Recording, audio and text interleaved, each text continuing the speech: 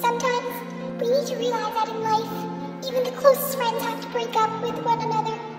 My chromosome friends and I were more than just friends. We were like sisters. But what we did not know was that the evil Meiosis brothers were going to separate us and turn each of us into 4 haploid reproductive cells called gametes, and then we were going to have to fight one another to become that one mature ovum.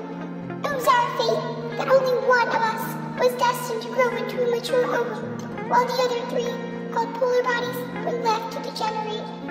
This is a scary story, so stop watching it unless you're tempted to.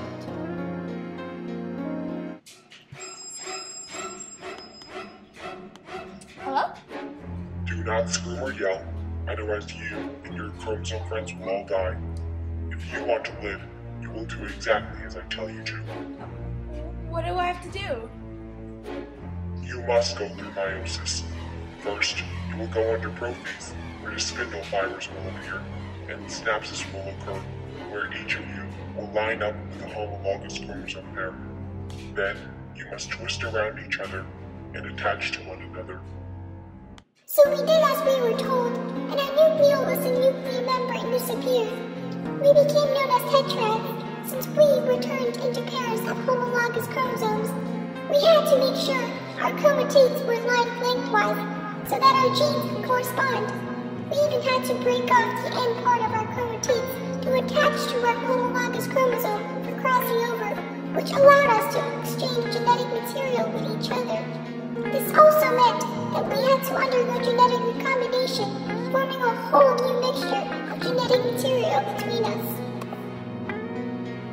Next came the metaphase, where we had to line up in the middle of the cell, with the harsh spindle fibers from opposite poles of the cell, stabbing us to attach to our centromeres. The center of us, where the 2 chromatids were joined together.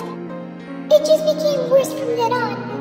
Anaphase 1 began with the spindle fibers moving each of us to the opposite poles of the dividing cell. Up to that point, we still had 2 chromatids in each of us, but we were no longer lined up as tetrads, the pair of homologous chromosomes. Then, we went through independent assortment, where we were randomly separated. This resulted in genetic variation. In telophase, we got to the opposite ends of the cell. 2 nuclei were formed around 2 sets of chromosomes, 1 from each homologous pair. Soon enough, cytokinesis 1 began, and the cytoplasm in the original diploid cell was divided. This created 2 new cells, and they contained a haploid number of chromosomes, 23.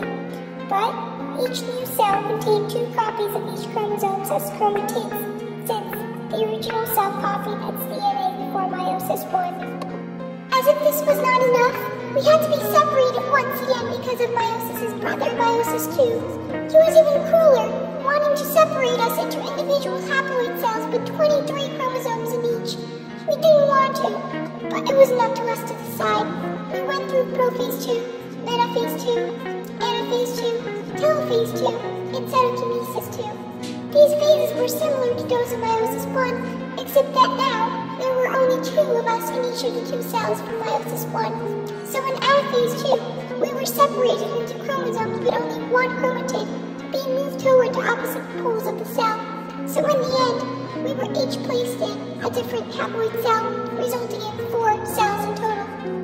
After we were divided into 4 different haploid cells, we then had to fight one another to become that one mature egg cell on ovum, because we were undergoing oogenesis.